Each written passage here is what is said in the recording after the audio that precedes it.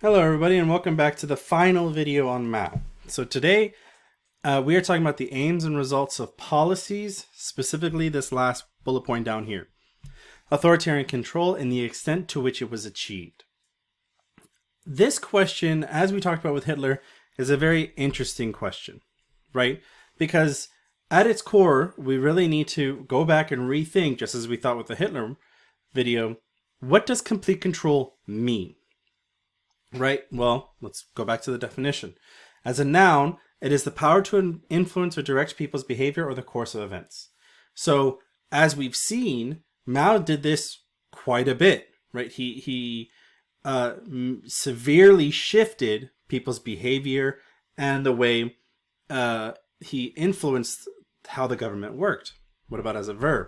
As a verb, it means to determine the behavior or supervise the running of. He didn't really do that. Right, he did for some of it, but he didn't really stick around for a lot of it. Not for a lot of it. He definitely had some kind of comings and goings. So, how are you going to measure it? Well, for Mao, it's not so cut and dry as it is for Hitler. For Hitler, we have very clear analysis, arguments, and it's been explored quite a bit by historians. With Mao, there is a lot of information out there, a lot of research that's been done, but as you're going to see, there's a pretty prevailing issue with the study of Mao's China. And the last thing we need to consider is, can anything be fully something? Right? Is it ever possible to ever have 100% of control? Right? And that in and of itself is a little bit of a fallacy of an argument, but it is something to help you think, like, was the influence that he had over the course of action, was that complete? Was that encompassing? So let's get into the issue with Mao. So what is the issue with Mao? Well, the first thing is, it seemed like no matter what he did, no matter the policy, no matter the outcome, no matter the violence, no matter the extremes that we saw with him, everything boosted his view with the people. When he tried to implement this policy, it would fail, but he would come back and know how to spin the situation. When he would try to alter the course of the way China was growing, it would ultimately boost him and boost his power. So it's kind of difficult to measure whether the outcome of how people perceived Mao to equal control, because if we did everything then yes, of course he had complete control, because all of it made him look bigger and better. The second big issue with Mao is the time frame. Mao dies in 76. That is a little under 50 years ago.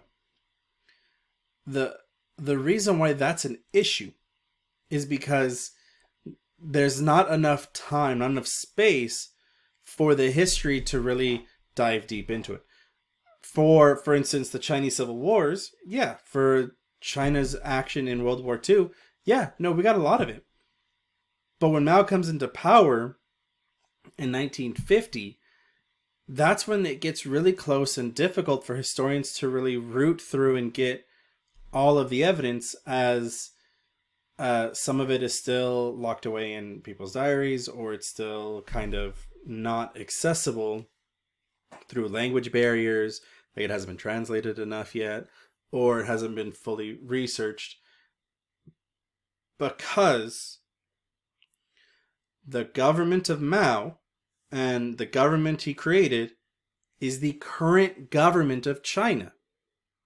So they are going to want to make sure that some of the things about Mao comes to light, some of the horrors that he did, like all the stuff we talked about today, but they're also going to try to make sure to keep China looking positive.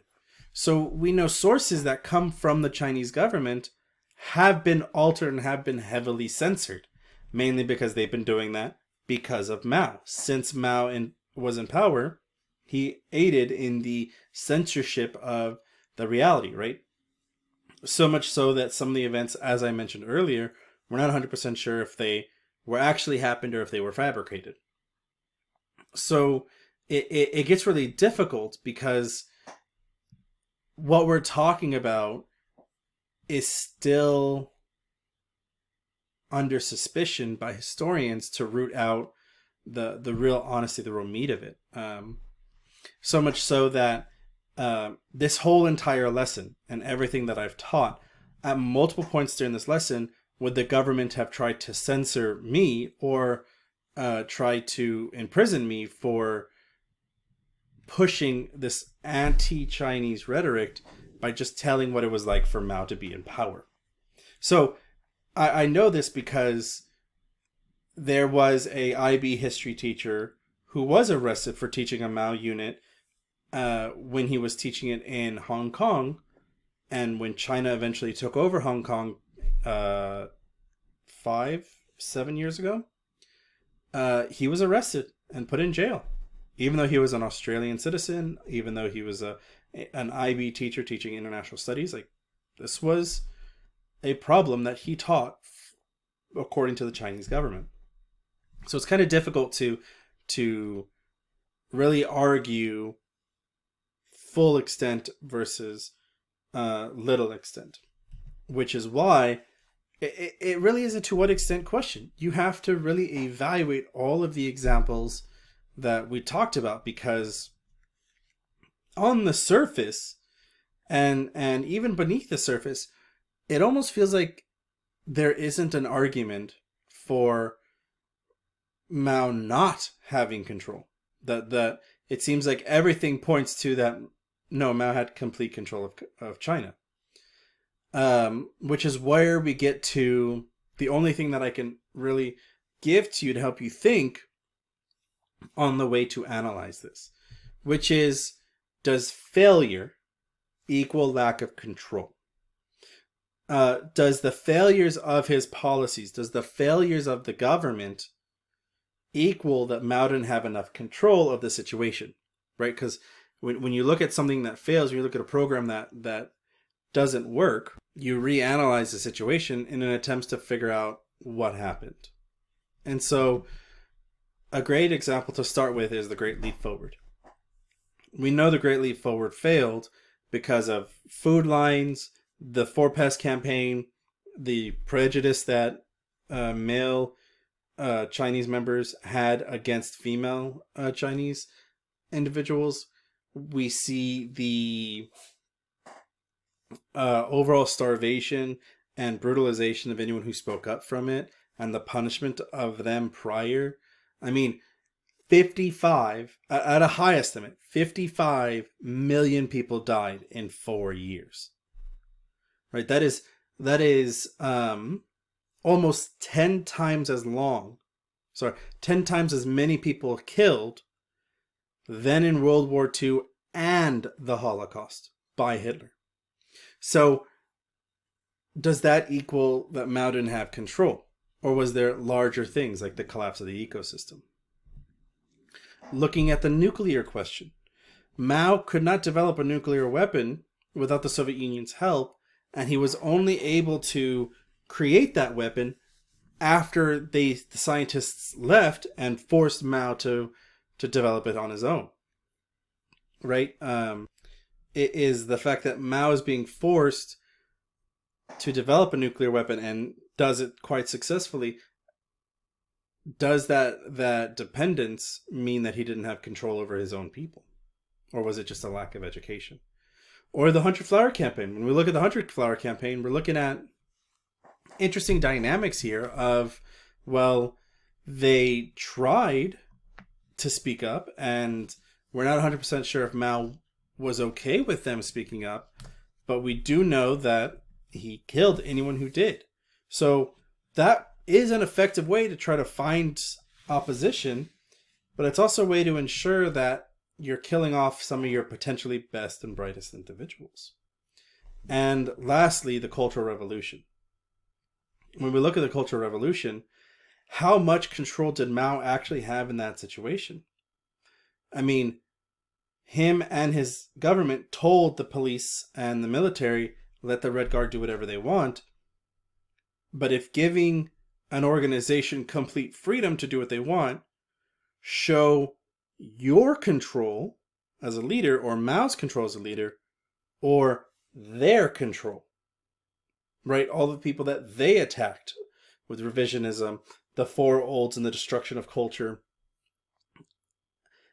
Are they in control, or is Mao in control, right? And it's a very debated question of, did Mao get them to the point where he didn't have to control them because they would control themselves based off of him? And in case, is that control or not? Or is it that Mao was, barely holding on, and alternating between having a stable nation versus having, or intentionally keeping, an unstable nation, because as unstable as China was, that meant Mao could do whatever he wanted. So the question on whether the extent that Mao had control over China is one that is very much required for you to develop your own personal belief on that. And what's going to help a lot is making comparisons and deciding your Hitler argument.